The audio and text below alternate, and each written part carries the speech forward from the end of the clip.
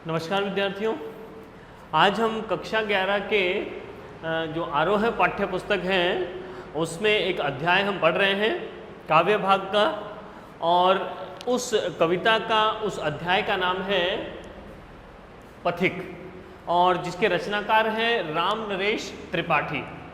ये राम नरेश त्रिपाठी का खंड काव्य है। उस खंड काव्य का कुछ अंश हम यहाँ पढ़ेंगे दो भागों में, ठीक है। तो सबसे पहले बात करते हैं राम नरेश त्रिपाठी की।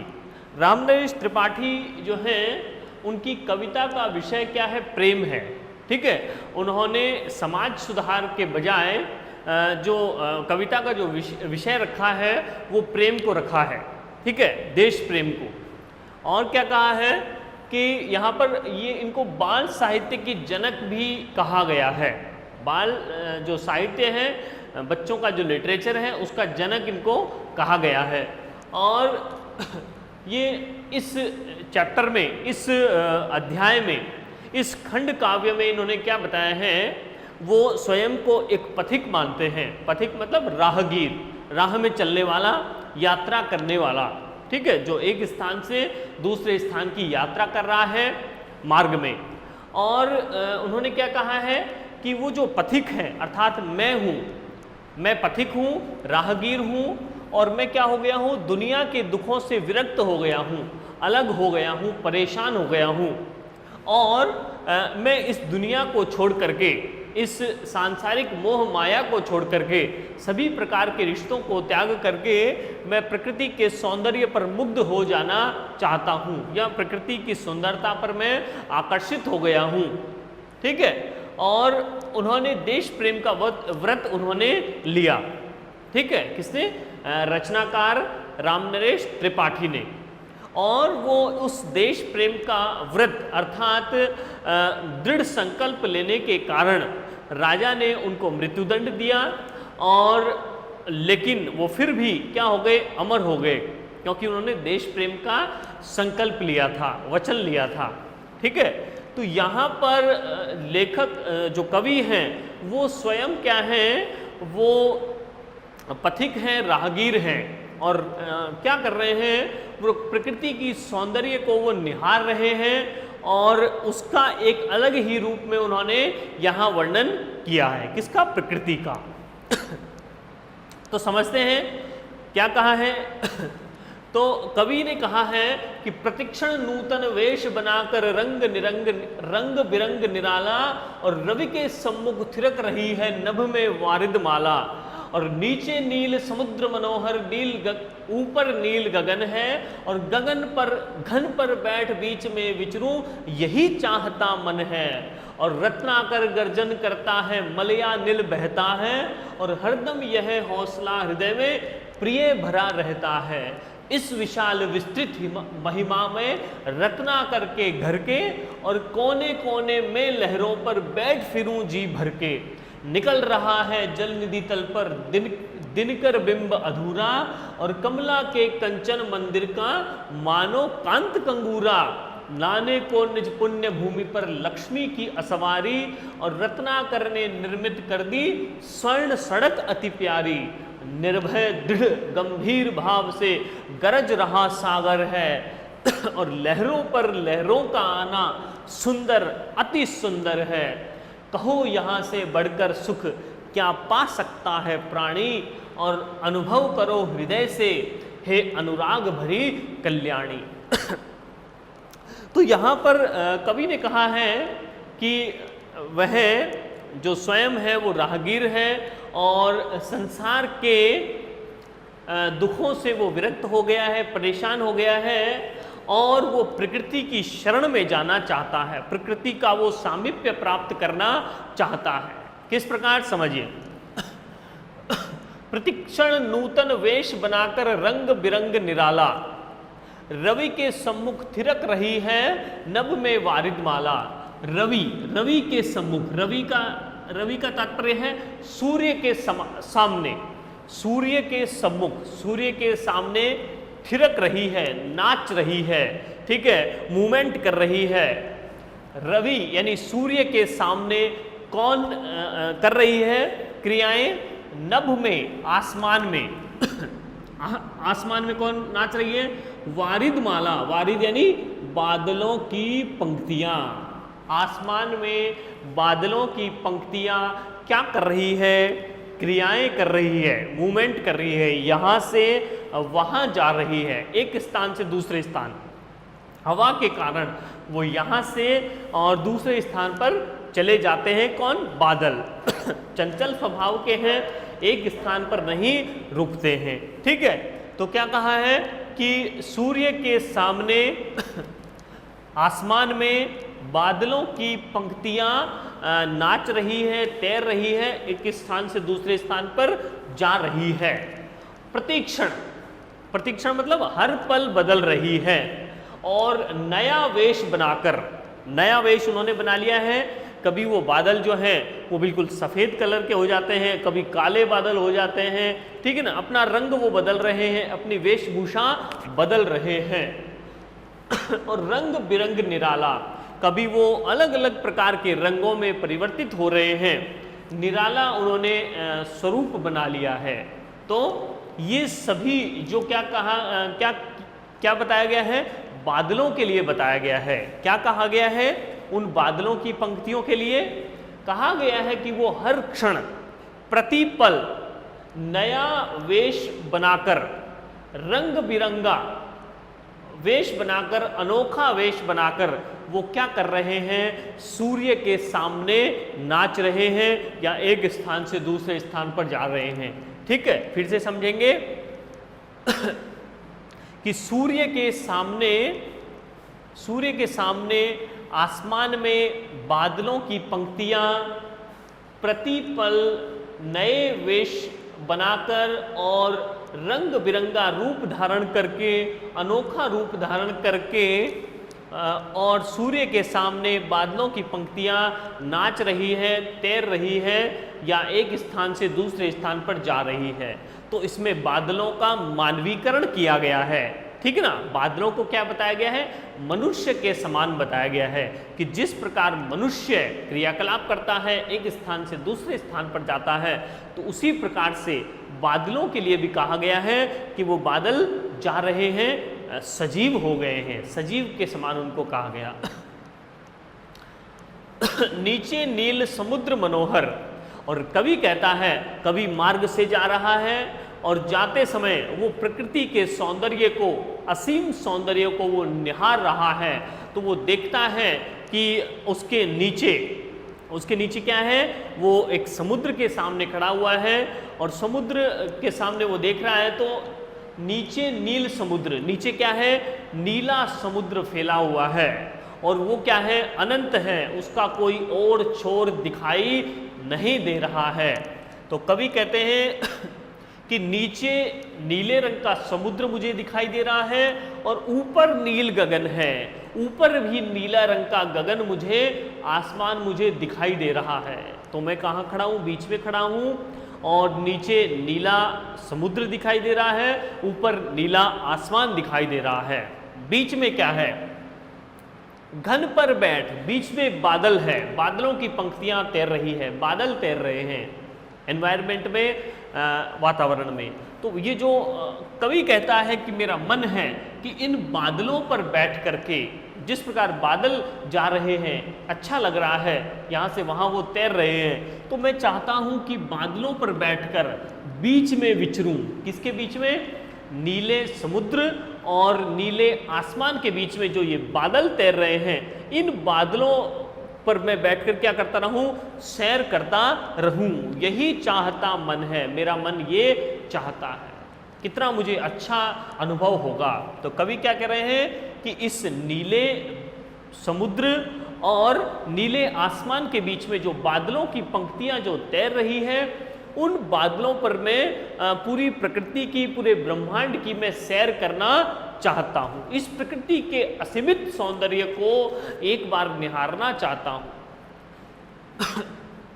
इस विशाल विस्तृत महिमामय रत्नाकर के घर के, और ये जो रत्नाकर है, इस रत्नाकर मतलब रत्न का आकर। रत्नाकर का तात्पर्य हो गया रत्नों का आकर, या कह सकते हैं समुद्र का रत्न मतलब रत्नों का भंडार, आकर मतलब खजाना, रत्नों का खजाना, ऐसा स्थान जहां बहुत से रत्न मिलते हैं। तो रत्नाकर क्या होता है? समुद्र होता है जहां पर बहुत से कीमती रत्न पाए जाते हैं। तो रत्नाकर मतलब समुद्र। तो कवि कहता है कि ये जो समुद्र है वो क्या है? वो विशाल, ऐसा प्रतीत हो रहा है कि वो विशाल, विस्तृत और महिमा से युक्त है।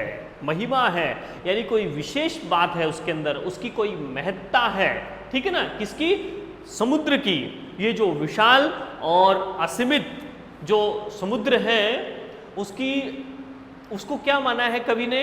उसको विशाल, विस्तृत और महिमा से युक्त एक घर माना है, ठीक है? तो विशाल, विस्तृत और महिमामय घर, मकान किसको कहा गया है? समुद्र को कहा गया है। ऐसा लगता है कि ये जो विशाल समुद्र है एक विशाल घर है, और मैं जिस प्रकार अपने घर के प्रत्येक कोने में विचरण कर सकता हूँ, मैं देख सकता हूँ, जा सकता हूँ, उसी प्रकार मैं भी क्या करना चाहता हूँ? इस समुद्र के कोने कोने में, समुद्र के प्रत्येक कोने में, यानी कि जो काफ़ी दूरी तक फैला हुआ है, या कह सकते हैं अनंत है, ठीक है?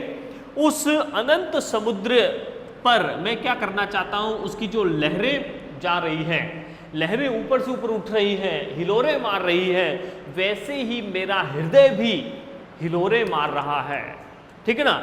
उमड़ घुमड़ रहा है मेरा हृदय, उत्साह भरा हुआ है, एक जोश भरा हुआ है मेरे हृदय के अंदर, और मैं चाहता हूँ कि ये जो समुद्र की जो लहरें इस प्रकार उठ रही हैं, गिर रही हैं, उन लहरों पर भी मैं बैठ करके और मैं क्या करूं? फिरता रहूं, जी भर के। जी भर यानी मेरे मन भरना चाहता हूं मैं, ठीक है ना? तो कवि क्या कह रहे हैं? इस विशाल, ये जो समुद्र है, इस समुद्र के विशाल, विस्तृत और महिमा से युक्त घर के प्रत्येक कोने में उस समुद्र की लहरों पर बैठकर विचरण करना चाहता हूँ, घूमना चाहता हूँ मैं, ठीक है? लहरों पर बैठना चाहता हूँ, ये कल्पना है कवि की, ठीक है? और क्या कहा है? कि निकल रहा है जलनिधि तल पर दिनकर बिंब अधूरा। और कवि क्या कह रहे हैं कि ये जो विशाल जो समुद्र है, नीले रंग का जो समुद्र है, इस समुद्र के जल निधि, जल का जो निधि है, निधि मतलब खजाना है, इसको रत्नाकर भी कह सकते हैं, रत्नों का खजाना, या फिर जल का खजाना भी कह सकते हैं, यानी बहुत सा जल का भंडार है, ये असीमित भंडार। तो ये जो जल निधि है अर्थात जो समुद्र है, इस समुद्र के तल पर, इस समुद्र के तल पर दिनकर निकल रहा है, दिन को करने वाला, अर्थात दिन कौन करता है? सूर्य करता है। दिनकर किसको कहा गया है? सूर्य को कहा गया है। तो दिनकर का बिंब, बिंब मतलब उसकी परछाई निकल रही है, सूर्य की परछाई दिखाई दे रही है, अधूरा सूर्य दिखाई दे रहा है, ठीक है ना? और कमला के कंचन मंदिर का मानो कांत कंगूरा, और वो जो सूर्य जब पूर्व दिशा से उदय हो रहा है और वो आधा ही दिखाई दे रहा है, ठीक है ना? तो वो समुद्र है, विशाल समुद्र, और विशाल समुद्र के हम देखते हैं तो उस जो सूर्य उदय होता है हमको ऐसा प्रतीत होगा कि वो समुद्र के अंदर से निकल रहा है। वो सूर्य जो है वो कहाँ से निकल रहा है? सूर्य में से निकल रहा है, ऐसा प्रतीत होगा, ठीक है? तो क्या लग रहा है? तो उसको देख करके उस विशाल समुद्र के दूसरी तरफ जब सूर्य उदय होता है तो हमें ऐसा लगता है कि वो जो सूर्य है वो क्या है? वो एक कंगूरा है। सूर्य क्या है? कंगूरे के समान लगता है। कंगूरा मतलब जो मंदिर के ऊपर जो सोने का जो मुकुट भी कह सकते हैं उसको, ठीक है ना, जो सोने का मुकुट होता है मंदिर के ऊपर होता है, ठीक है, वो चमकता है, सुंदर। कांत का मतलब कांता से युक्त, सुंदरता से युक्त, क्या कह सकते हैं, सुंदर कंगूरे के समान लग रहा है। कौन? सूर्य, ठीक है। विशाल समुद्र है और विशाल समुद्र के दूसरी तरफ सूर्य जब निकलता है, आधा ही निकला है, आधा सूर्य, ठीक है ना, तो वो आधा सूर्य जब निकलता है तो वो ऐसा लगता है, ऐसा चमक रहा है कि वो कैसा प्रतीत हो रहा है, वो लक्ष्मी, कमला मतलब लक्ष्मी जी। लक्ष्मी किसकी देवी है? धन की देवी है लक्ष्मी जी। तो ये जो लक्ष्मी जी है, उस लक्ष्मी के कंचन मंदिर यानी स्वर्ण मंदिर का, लक्ष्मी देवी के, देवी लक्ष्मी का जो सोने का जो मंदिर है, वो सोने का मंदिर भी चमकता है किस प्रकार, और उस स्वर्ण मंदिर के ऊपर जो कंगूरा लगा हुआ है, जो सोने का है, चमक रहा है, गोल्डन कलर का है।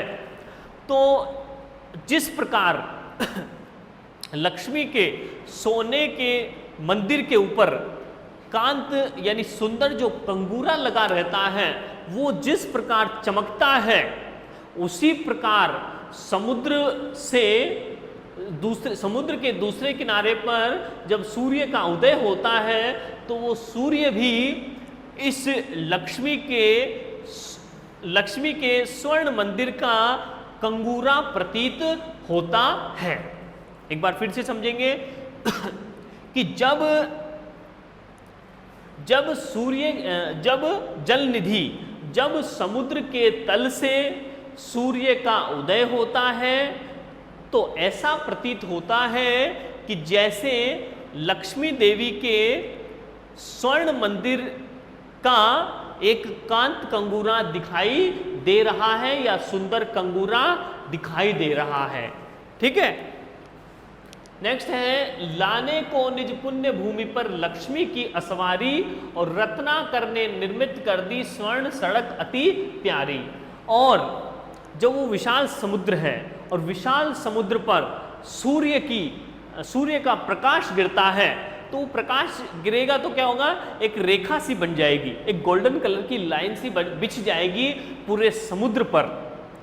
और पूरे समुद्र पर जो वो एक रेखा सी बन जाएगी सूर्य की किरणों के कारण, तो वो जो रेखा जो दिखाई देगी, यहाँ से एक छोर से दूसरे छोर तक वो प्रकाश जाएगा, वो किरणें जाएगी, तो ऐसा प्रतीत होगा कि वो किरणें नहीं हैं, वो सूर्य के द्वारा खींची हुई लाइन नहीं है, बल्कि वो क्या है, ऐसा प्रतीत हो रहा है कि वो समुद्र ने ये बनाई है। क्या बनाई है? सोने की सड़क बनाई है।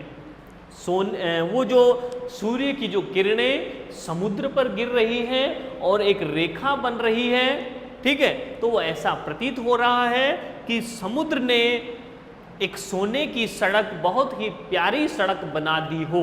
किसके लिए बनाई है? लाने को निज पुण्य भूमि पर लक्ष्मी की असवारी, उस देवी लक्ष्मी को पुण्य भूमि पर, धरती पर लाने के लिए ये क्या बना दी हो, लक्ष्मी की असवारी लाने के लिए, लक्ष्मी जी को अवतरण करने के लिए क्या बना दी हो, समुद्र ने एक सोने की सड़क बनाई हो, ऐसा प्रतीत हो रहा है। और क्या कहा है? निर्भय दृढ़ गंभीर भाव से गरज रहा सागर है। और ये जो सागर है वो क्या है? निर्भय है, ठीक है, भय से रहित है। क्यों है?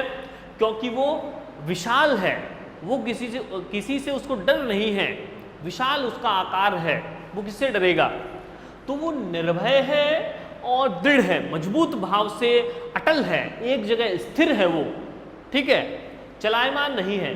और गंभीर भाव से, गंभीर यानी शांत है, एक जगह शांत भाव से वो बहता रहता है, लहरें उसके अंदर उठती रहती है, ठीक है।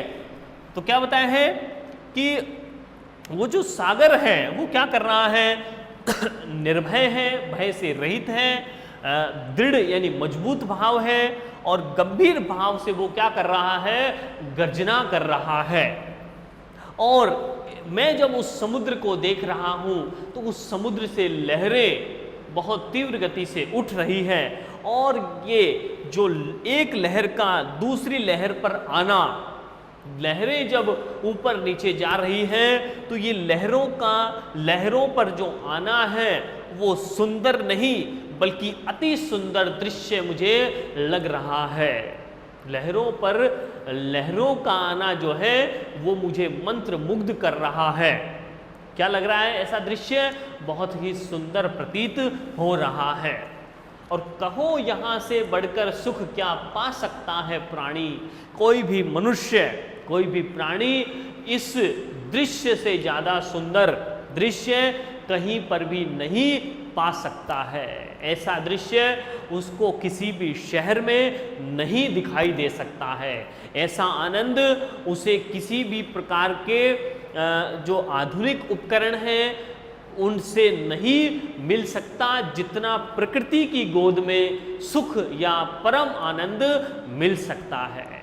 तो कवि क्या कहते हैं कि ऐसा सुख, प्रकृति की समीपता से मिलने वाला जो आनंद है वो अन्यत्र कहीं नहीं पाया जा सकता है। और अनुभव करो हृदय से हे अनुराग भरी कल्याणी। अनुराग का तात्पर्य है प्रेम। हे प्रेम से भरी जो कल्याणी है, कल्याण करने वाली है, ठीक है ना। या लिखी जो कवि है वो अपनी प्रेयसी से, अपनी पत्नी से इस प्रकार कह सकता है कि इस सौंदर्य को, इस प्रकृति के आनंद को तुम अनुभव करो कि किस प्रकार से वो कितना मंत्रमुग्ध कर देने वाला है, आकर्षित करने वाला है ऐसा दृश्य। ठीक है, एक बार फिर से इसको हम समझेंगे। तो कवि कह रहे हैं कि जो आसमान में बादलों की जो पंक्तियां हैं वो प्रतिक्षण नया वेश बनाकर और रंग बिरंगे स्वरूप में, अनोखे स्वरूप में सूर्य के सामने थिरक रही है। ठीक है, कौन? बादलों की पंक्तियां। और कवि कहता है कि मेरे नीचे विशाल समुद्र है, अनंत समुद्र है, और ऊपर भी अनंत गगन या आसमान है, और बीच में जो ये बादल तैर रहे हैं वायुमंडल में, हवा में, उन बादलों पर बैठकर मैं बीच में इस प्रकृति के सौंदर्य को निहारते हुए विचरण करना चाहता हूं, मेरा ये मन चाह रहा है। और क्या कहते हैं कवि? कह रहे हैं कि ये जो रत्नाकर जो है, रत्नाकर गर्जन करता है। रत्नाकर मतलब समुद्र गर्जना करता है, ठीक है ना। उसकी जो लहरें हैं उससे गर्जना पैदा हो रही है, और मलयानिल बहता है। मलय प्लस अनिल, मलय का मतलब पर्वत का नाम है मलय, और अनिल मतलब हवा। ठीक है, तो क्या हो रहा है? समुद्र गर्जना कर रहा है, और मलय पर्वत से आने वाली जो अनिल है अर्थात हवा है, मलय पर्वत से आने वाली सुगंधित और मधुर हवा बह रही है। और मेरे हरदम यही हौसला या उत्साह मेरे हृदय में है। मेरी प्रिय, मेरी जो प्रिया है, प्रेयसी है, या कह देंगे पत्नी है, वो हे प्रिय, हे प्रिय, यह जो उत्साह है वो मेरे हृदय में भरा रहता है। हे मेरी प्रिय, ये हौसला या उत्साह मेरे हृदय में हमेशा रहता है। कौन सा उत्साह है?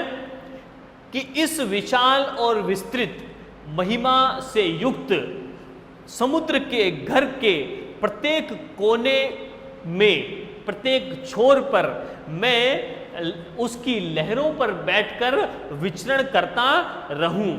ठीक है, और उस समुद्र के प्रत्येक कोने को मैं निहार लूं। ठीक है, और क्या कह रहे हैं कि जब सूर्य उदय होता है तब कवि कहते हैं कि उस समुद्र से जब सूर्य का आधा भाग दिखाई देता है तो ऐसा लगता है कि जैसे कि लक्ष्मी जी के स्वर्ण मंदिर का एक सुंदर कंगूरा दिखाई दे रहा हो, ठीक है।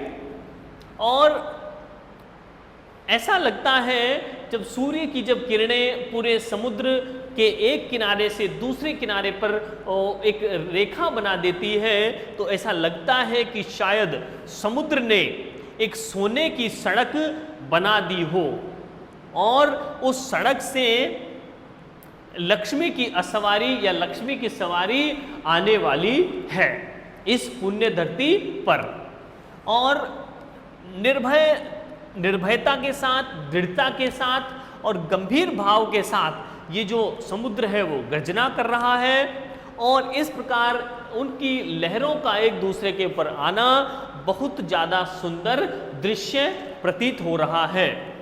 और कवि कहते हैं कि मनुष्य इस दृश्य से ज़्यादा सुंदर दृश्य उसे कहीं भी प्राप्त नहीं हो सकता।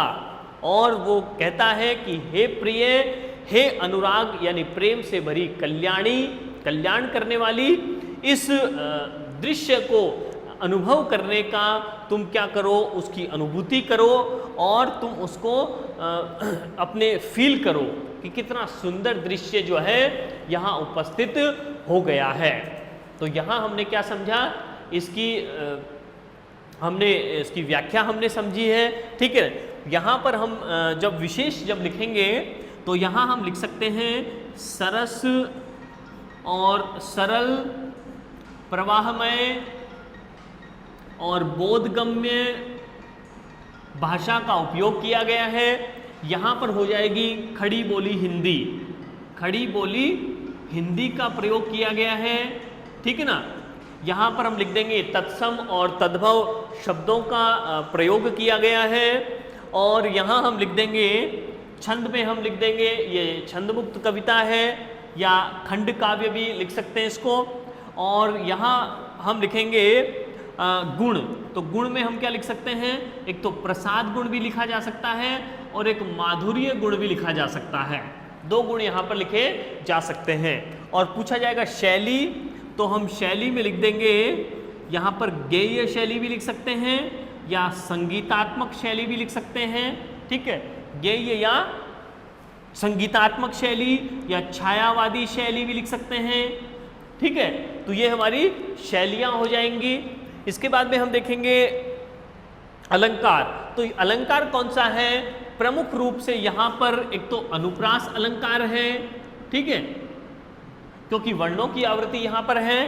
और हम लिख सकते हैं मानवीकरण अलंकार, क्योंकि मानवीकरण किया गया है प्रकृति का, ठीक है। और यहाँ हम लिख सकते हैं, ठीक है, तो अनुप्रास और मानवीकरण अलंकार यहाँ हम लिख सकते हैं। तो इस प्रकार इसको विशेष में हम लिख सकते हैं, ये व्याकरण के जो पॉइंट्स हैं, या काव्य सौंदर्य में इन पॉइंट्स को हम लिख सकते हैं। धन्यवाद।